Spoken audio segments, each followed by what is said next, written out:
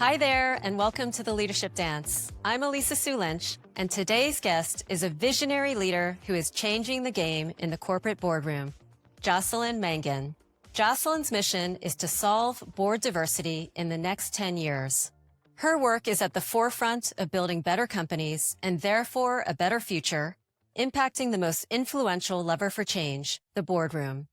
Jocelyn is the CEO and founder of two social impact ventures, Illumyn Impact, which is accelerating diversity on corporate boards, and illumyn, which is bridging the gap between boardroom opportunities and historically underrepresented executive talent ready for board service.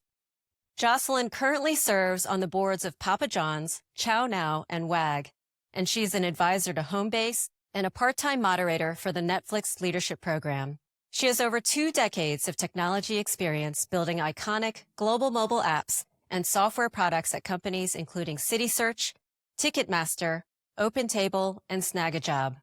Jocelyn is a Clinton Global Initiative Commitment Maker, a TEDx speaker, and a Henry Crown Fellow at the Aspen Institute. Welcome to the podcast, Jocelyn. Thanks for having me. I'm really excited to be here. You have had such an impressive career, as we just heard, but I want to know, what were you like as a child? What was your upbringing like? And what dreams did you have for yourself when you were growing up? Yeah, so I was born in New Orleans and raised in Houston, Texas, with 3 years in Hattiesburg, Mississippi, one of 3 girls, and had, a public high school experience and found my way to Vanderbilt University, which is, for me, was at the time very much a stretch school, not only academically, but also leaving the state of Texas. There's so many great schools there. It was pretty unusual for people in my high school to leave. And so I think I really started to break molds then and was always a very curious child, always kind of wanted to see the world. I think I've always had a little bit of wanderlust. I think I still do. And I wasn't one of those children who knew, what I wanted to be when I grew up. I really would follow a path with my curiosity, Vanderbilt being a great example of that. And that's kind of what led me to my career in technology, was really just taking advantage of some opportunities as they came my way that seemed really interesting and maybe not the normal path. Yeah, so you mentioned you found your way into technology, but I know you started as an English major, which I was as well. How did majoring in English translate into technology? How did you make your way into the technology industry? So, I was an English major because I love to read. I love to write. I love to analyze texts and discuss things. So that's really, I didn't have any other reason than that. And I think like you're an English major and it's like, now what? So I contemplated graduate school. I contemplated law school. As it turns out, the first job I got was not the job I went for. The first job I went for, I didn't get. So I learned disappointment in job applications pretty early on. And my first job, I'll never forget, I applied to be an admissions counselor to Vanderbilt, got to the final round and they chose the other person. And so I really took, the next job that came my way, which was a startup. And I was, writing health information, and it was a good group of people, but I wasn't super interested in the kind of topic of the business. And my career counselor called me one day and she said, Jocelyn, you got to check out this company. They come to town. They're called CitySearch. They're a city guide on the internet. Now, I know I'm dating myself, but this is back in 1995. So these were really interesting times, right? There weren't a lot of quote unquote internet companies coming to town. So of course, curiosity, it piqued my interest. And I went and interviewed for a job as a writer, actually, for the internet city guide called CitySearch, for those of you who might remember it. It was kind of before Yelp, before a lot of the things we use today. And I got the job. And that's what launched my career in technology. I started as literally a restaurant writer for a city guide in Nashville, Tennessee. But for those who followed that company, and for those who didn't, CitySearch went on to become Ticketmaster over time. I ended up spending 9 years combined in that company. They moved me from Nashville to LA to London and back to LA. And so it really was kind of a wild ride. It was a time when what we were doing, no one had really done before. So there wasn't you need X years of experience, right? So it was a good time to be in technology. I think there's probably always times like that because technology is always new in some facet of it. And I just happened to be there at a time where I got to do a lot of jobs that, quite frankly, not only was I not totally qualified to do them, but there wasn't a big bank of people who had done any of them before. So it really felt like we were doing things for the first time. And were you with the company, I imagine, over 9 years as it scaled from being, you said, a startup company to really becoming a global powerhouse? Yeah, it was always growth. It was always something new. So, you hear about being in a company for 9 years. I was never in the same job for more than 2 of those years. I was rarely even in the same city for more than 3 or 4 because it was just constantly evolving. It was also a great lesson, which still tends to be true today in a lot of tech companies. As soon as you think you figured something out, it changes, right? So I remember I moved from Nashville to LA for what they called at the time the rollout team. So these were the people that rolled into new cities, hired the new executives, and then rolled on to launch the new city. And as soon as I got the job and I moved to LA, they're like, we're going to figure out how to launch 32 cities right here from LA. Oh, wow. So, it really was a great lesson in, adapting, understanding why businesses are changing. We ended up going through an IPO. We became, separate from Ticketmaster and then combined with Ticketmaster and Interactive Corp. So just really constant change within those 9 years, which really carried through to OpenTable, where I was for a decade. But again, no 2 years in the same role, always growth. I was there pre-iPhone, then the iPhone, then the IPO, and sold it to Priceline/Booking. So it was a wild ride through technology and learning about how businesses grow, evolve, buy companies, sell companies, go public, struggle being public, just all sorts of different lessons during that time. That is so incredible that you got such rich and diverse experience through that kind of, just being willing to take the first job that you got and what it led to. So that's really incredible. As a woman in the tech world, I'm sure it wasn't always easy. In the 1990s, it's probably a lot of bros. Did you face any barriers along the way that you had to overcome? So I would say, going back to taking these jobs, one thing I want to mention is they were never the obvious answer. Like I remember my parents saying, how could you go to this little city guide? How does it make money? But then once it became Ticketmaster, them saying, how could you leave Ticketmaster to go to this OpenTable? Nobody's ever going to make, dinner reservations on the internet. And so I always took chances on things that weren't comfortable because they weren't the given path. The given path for an English major was to go to graduate school or to go work for a safe, large company. And so you're right. When I walked into these technology rooms, I never had a boss that was a woman. When I first had my opportunity to join the executive team at OpenTable, I was the second woman on the executive team.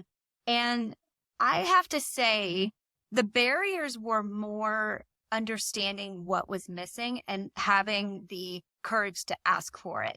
So, whether that was a maternity leave policy that wasn't present when I first, got pregnant, whether it was challenging teams of, quite frankly, all men who were friends to maybe think differently about something. So I remember times at OpenTable where I wanted to buy a company that was really what now they would call an acqui-hire.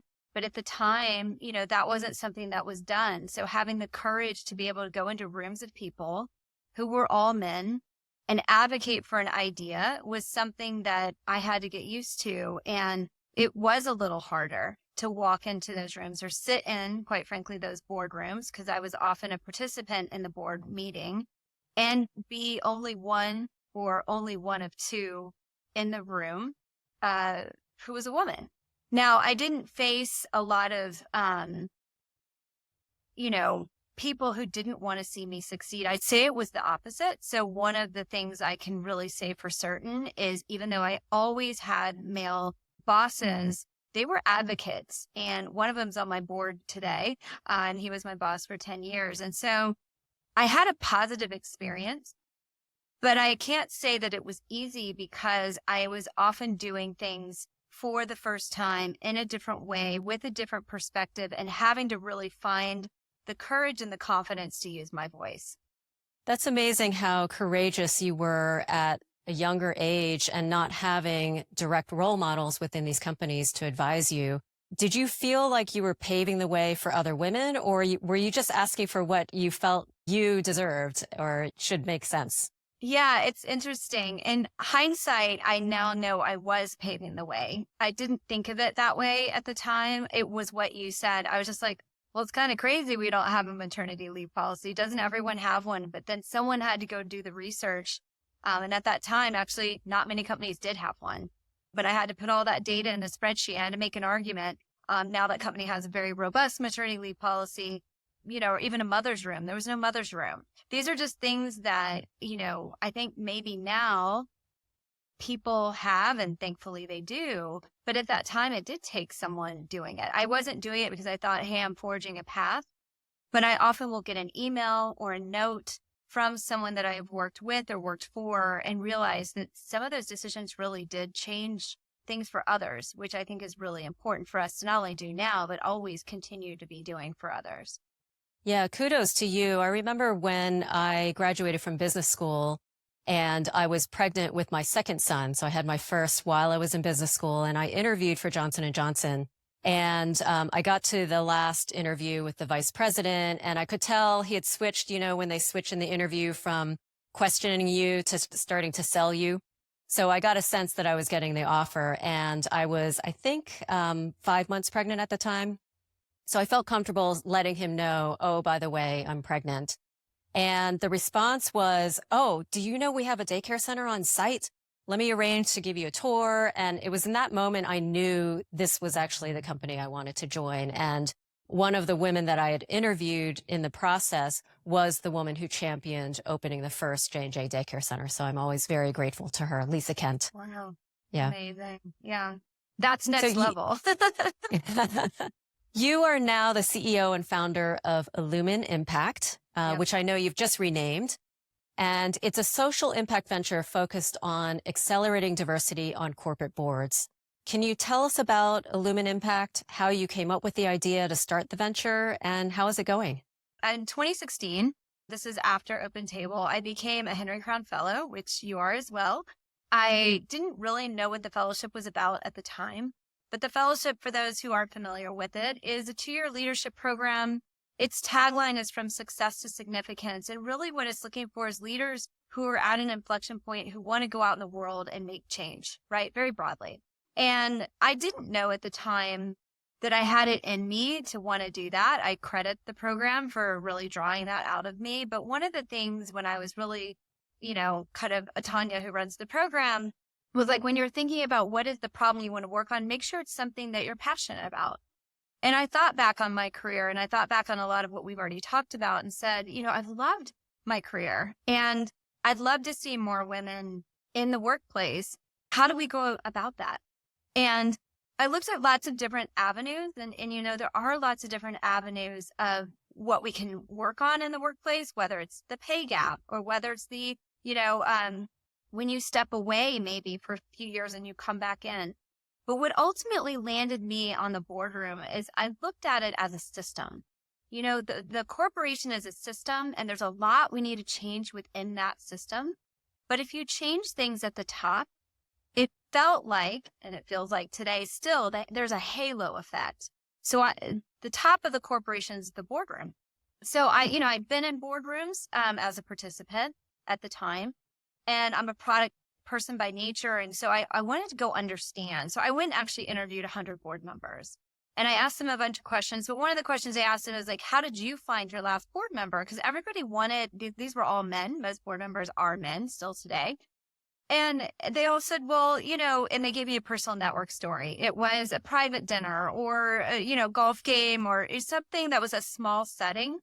And so that's when I realized, this isn't a pipeline issue. There's no shortage of talented people, but there is a shortage of people who are in the network of opportunities. And so that is really what inspired me to start Illumyn Impact, how it's going today. And so I'll say that one of the answers to the question was the private dinner. We heard that so many times that we actually started our company with a private dinner. We just invited different people, and we had an iconic host so that people would say yes and show up. It's gender equal, a mix of people who are qualified to sit on boards, but maybe not yet on a board, with the people who can actually put them on boards, which are investors, CEOs, and board members. And we did this off the record discussion, right? It was kind of a nice, authentic, vulnerable setting where we talked about business. We talked about the boardrooms, but everyone left that dinner with each other's contact information. It was a warm environment and it worked. So we've replicated that model. I think we're up to 179 maybe across the globe. So that still is a part of what we do, but we've expanded. And now what we also do is we realize that one of the challenges is board openings aren't publicized. You know, they're not like open recs like you would apply for a job. So we had to find out, how are we going to know who's looking for board members? And one of the big unlocks we figured out there was another realization that most of our companies are private.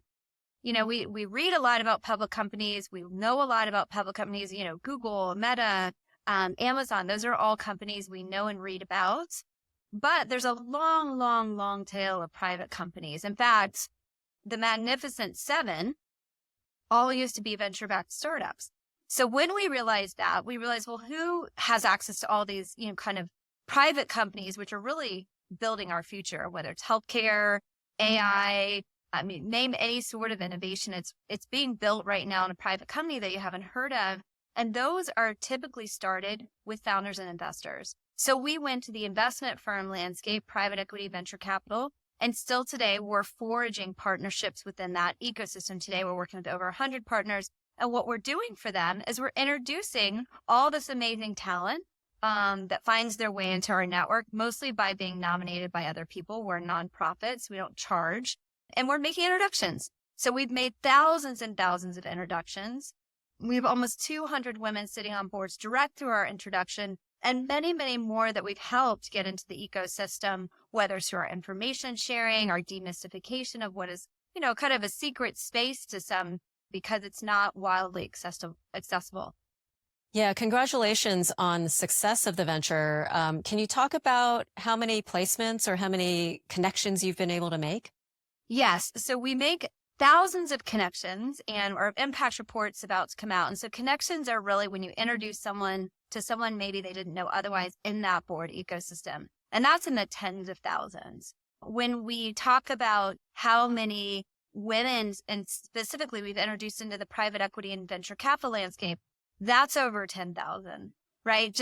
And these aren't always for a direct opening, but they're just within that ecosystem that's very hard to get access to.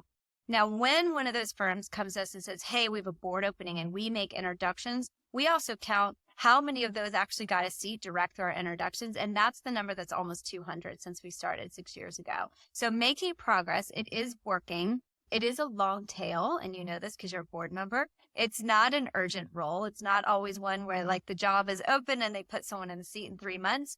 That does happen sometimes, but we've had placements where it's been 24 months from the time we introduced someone to the time they got the seat. So we're making thousands and thousands of introductions in the spirit of those people finding their way into the board seat. Yes, the process of getting a board seat can be a very long process, and it does take those connections. I mean, all of the board roles I've had, whether for-profit or nonprofit, have come through some kind of network connection or introduction, even if a search firm is involved in the process. Yeah, that is how the bulk of board seats are filled. And it's not to say that, you know, the recruiters don't get access to some of that ecosystem, or that some people are using, you know, organizations, but the bulk of the board seats are being filled through personal relationships. You know, trust is a big piece of the board. And so really, if you think about our mission, it's to get more and different people building those relationships. They're already qualified to sit in the seats. And so the qualifications are there, but the access is missing, and the relationship, and therefore the trust is missing. So we're helping to bridge that gap through our work. Amazing. Love it. You also recently launched a sister venture, illumyn, where you partner with corporations to increase visibility for underrepresented executives to board opportunities. And I think this is such a great idea because when I worked at J&J, it always frustrated me that the company didn't allow senior executives to serve on corporate boards. The only exception was people in the C-suite. And that really leaves a lot of talented and diverse executives out of the board pool. But you're already working with big companies like Netflix, Google, Microsoft, Bank of America. What impact are you looking to make with illumyn? And why do you believe that corporations should support their executives in serving on boards? Yeah, so this was really a realization along the journey, right? So what we were learning were a few things. First and foremost, a lot of those private companies coming to us looking for board members were saying, we really would love to see a board member who's seen scale, right? Well, guess what? Every large corporate executive has seen scale, right? Just starting there. And they'd even say things to us like, we'd love to find someone at Google, but we don't know how to find them, right? Google is very big. And sometimes the titles don't actually map to the responsibility in a way that's obvious to the outside world. Now, clearly, if you're inside of one of those companies, you know what level 8 means or VP means, but it doesn't translate evenly across companies. Some companies put more emphasis on titles than others. As you mentioned, many people have a C, some don't, but they're actually managing a P&L or a product line larger than the private company who's looking to put them on their boards. And I think that goes to the executives too. So, maybe you relate to this at J&J. It's actually hard when you're sitting inside that big company to actually know you're qualified to sit on a board, because if you look at your own board, it's a really prestigious public company board. And it may seem like, a little far out of reach for you. And certainly those are board members and great board members, but they're not all board members, right? So they're not actually representative of a lot of the long tail of, the independent directors on some of the private companies. So one, we realize the companies wanted this talent. We realize this talent doesn't have access to the ecosystem, right? They're not necessarily networking with private equity venture capital because they're just networking within their own large corporation. But I think most importantly, what we realized is that these executives want this for their own career. We talk about how it's easy to work on your job. It's harder to work on your career. And so the executives want to be board members, and the CHROs, the talent partners at these companies, want to retain and develop their top leaders. And so if their leaders want board seats, the companies want to, develop and retain them. And we know being on a board makes you a better operator. It really ended up just being a win-win. So we call it the Board Excellence Fellowship. We are working with many of the large corporations, and they select their executives who they believe should be on boards. And then we do two things for them. We demystify the board ecosystem and process because it doesn't look like the executive process. It's not like when you apply for an executive role, it's quite different. So we demystify that. We don't do board readiness or making them board qualified. They're already qualified, but we actually help them understand the ecosystem more deeply in a cohort with other large company executives. And then we leverage our network and the nonprofit to actually give them visibility and exposure to this ecosystem. So yes, that is a program that we're really excited about. Fits in very well with our mission. And so while the companies operate as two different kind of models and names, they're really towards the same mission, which is putting new and different voices into the top rooms of our corporations so that we can see around corners, so that we can think bigger, so that we can be more innovative and more inclusive with the products and services that we build, that we can have better climate change, that we can have more options with all of the technology that we're building. So it really is a wide swath of influence that we have the potential to shape with some of these new board members. Such a smart idea. And I love that you're doing that and making those connections and finding corporations who are interested in working with you on that and supporting their own diverse executives. You touched on this a little bit, but can you talk briefly about what is the difference between being an executive or an operator within a company and being a board member? Yes, the key difference is really, and this is, it's funny, my friend Stacy laughs about it. It's kind of like, great, you get to come in and think, and then you don't have to really do the work. Actually, being a board member can be quite a bit of work, as you well know. But it's the altitude you sit at, right? So the executives and the company employees are there to operate the company. So as a board member, you're not there to operate the company. You're really at an oversight level, and you're guiding the strategy. You're looking out for the finances of the company, fiduciary responsibility, making sure the company stays financially viable. But as we all know, financials are driven by strategies and people and execution. So the board is really looking out from above. They're looking out on a horizon. I think that's one of the other differences is, the good boards are not just thinking about next month and next quarter, but they're thinking about 3 years out. And so that's how I would kind of describe it. I often say, people will say, well, what does it mean to be board qualified? And it's a pretty wide range, because you have to have amassed enough operating experience to guide a CEO, to guide a company. But remember, we're making introductions for startup seed stage companies all the way to the Fortune 100. So the difference in what that means to guide a CEO is very different if it's an early stage company pre-revenue, or if it's, a public company that has thousands and thousands of employees and billions in revenue. So that's the encouraging message, is that there isn't just one definition of what it takes to be a board member. You yourself are a director on a number of corporate boards, including Papa John's, WAG, and Chow Now. How did you get your first board role? And was it one of these companies? So yes. So Chenna was my first board seat. And that actually came through Coco at Athena Alliance, who's a great organization working in the board space. And, that was the kind of introduction to the opportunity. But ultimately, I had just come out of OpenTable, and I had a lot of relationships in that space that were quite familiar to the CEO, who was really driving the selection for that. And then the other two also came from network connections. So I would say all three came from personal network connection, and similar to your story. And I do think that is most board seats. Yeah, and I want to just say for the listeners, these network connections, it may feel very daunting, and you do have to work at it, but you do get used to it. And these relationships may develop over a long period of time. We talked earlier about how long the board process is, and just it's really important to get yourself in the consideration set, but also to make sure people understand what you bring, what's the value, what are the capabilities that you could bring to a board. And that leads me to my next question, Jocelyn, which is, we're often encouraged to think about our superpowers and what is that value that we bring to a board. Can you share what your superpower is, or superpowers, and what advice can you give to people to help them identify their superpowers, whether that's in their role as an operator or particularly as board directors? Yeah, so I think one of the things I learned in this process for myself, and hopefully helpful to others, is that how you describe yourself as an executive is quite different than how you can describe yourself as a potential board member.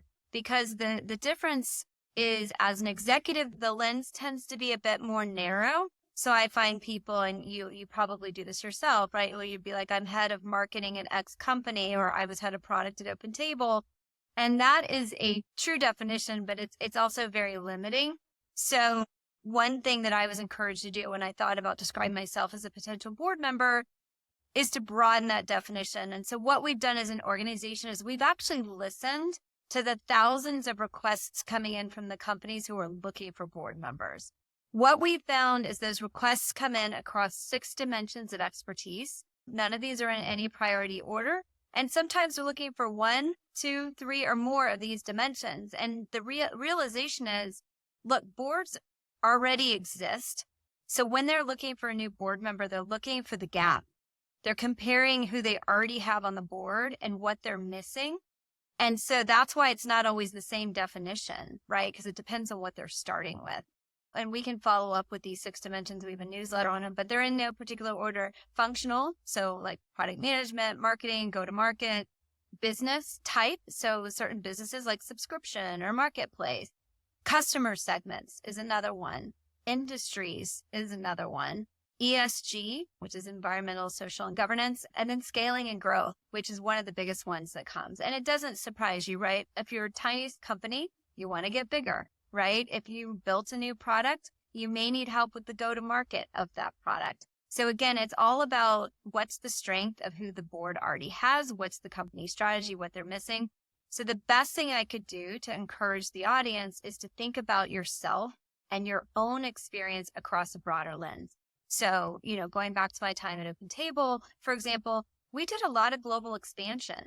So I know a lot about what it means to open in a new country. We did some M&A. I've acquired a lot of companies. Some went well, some didn't.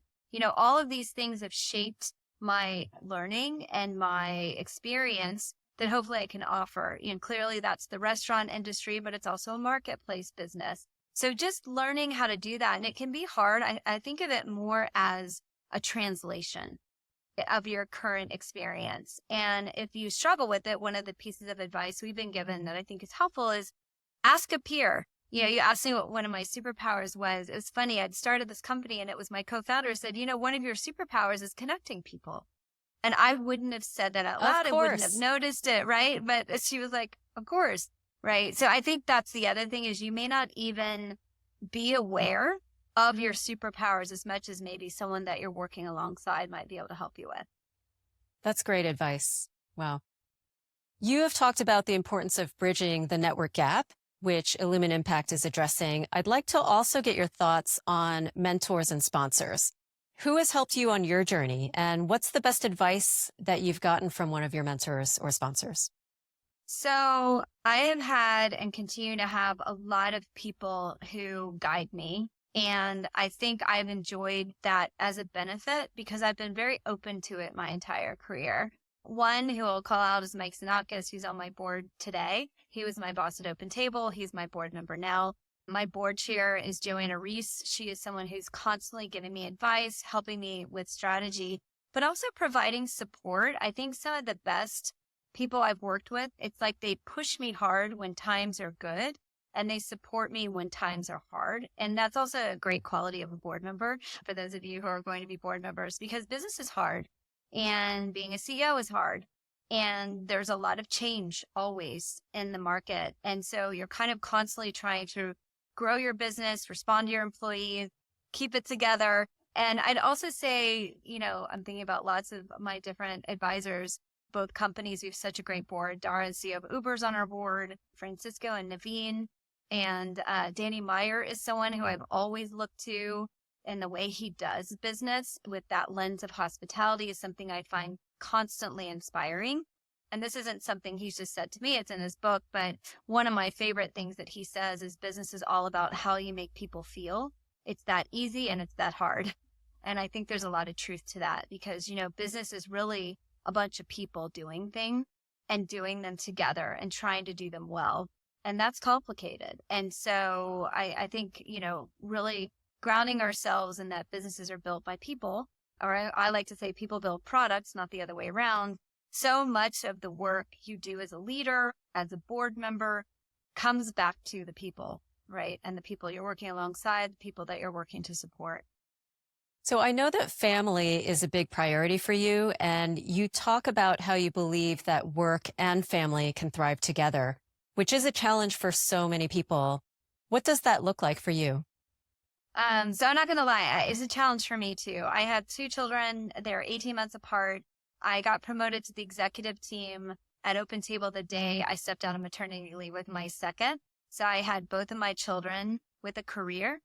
And I've loved my career so much that it was never an option for me to put that down and have children. So I would say it's changed at every stage. When they were babies, when they were toddlers, now they're teenagers.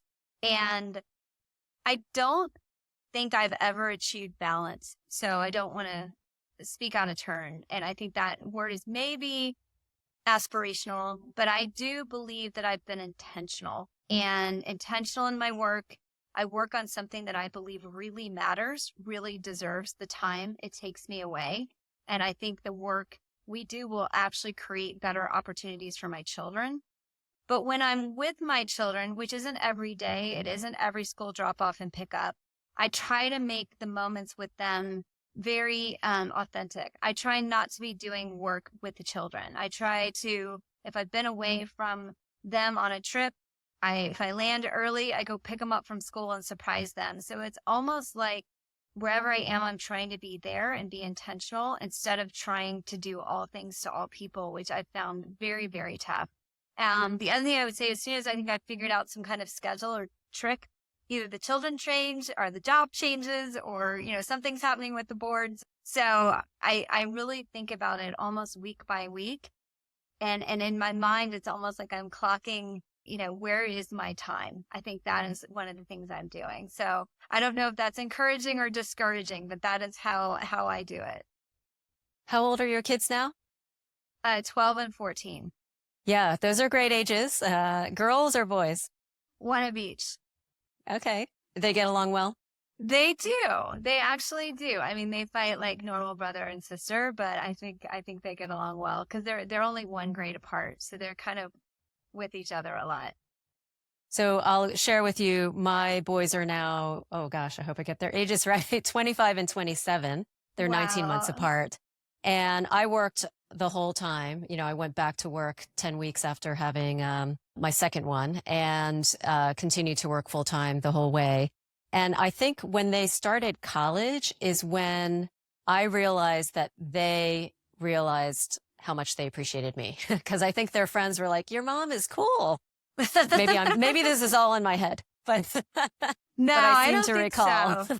I hear that, I hear that from others, and I keep thinking that will hold true, that they'll look back and be like, I'm glad my mom worked or, did all these things, and maybe it afforded them some opportunities, or maybe they got to see things in a different way. So I really also try to incorporate them in what I'm doing so they don't think, I'm just going away, to clock it in somewhere, and then I'm actually doing something I really love.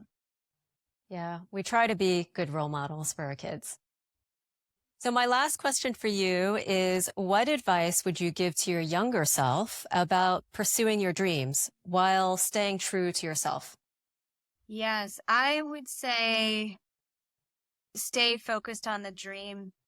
There's so many things that will get in the way of your dream. There's other people that will have your dream. And if you focus on those things, either the other people that you think have your dream, maybe they do, maybe they don't. So comparison is the thief of joy. Or if you focus on the barriers, both will set you back. And they're super easy to focus on. So this is a constant reminder. It's not just my younger self. I probably need to tell my current self, right? Stay focused on your dream. Like I just was told by one of my advisors today, what you're doing is hard. And I smiled at him and I said, yes, it is. It's hard. And we're going to keep doing it, right? It is, you have to keep your eyes looking ahead and not look at the limiting factors. And that can be really tough because there will always be a lot of limiting factors. There'll be a lot of no's, a lot of jobs you don't get. But I think just staying focused on what feels like it's fun, feels like it's authentic. None of the jobs I took made sense at the time, but they did always feel like the thing I wanted to go do, including today. That's really great advice. And I honestly had not really thought about, don't focus on the fact that other people have the same dream, because you are constantly thinking, well, how's my idea differentiated and how is it going to be one of a kind? But it's so true. A lot of us have the same dream, and hopefully many people have the same dream if we're trying to solve big problems in the world. That's right. That's right. We always say we have no competition. When the numbers look different, I'll talk about competition, but not today. So Jocelyn, it's been so fun to have you on the podcast and to learn about your impressive leadership dance. You are making the room at the table for so many deserving people in the boardroom, and I personally am continually in awe of your impact. Thank you so much for joining me. Oh, thanks for having me, and thanks for those kind words. Stay tuned, like, and subscribe for more episodes of The Leadership Dance, where we explore how to choreograph the career of your dreams and chat with visionary leaders who are breaking barriers in the arts and business worlds. Until next time, keep dancing.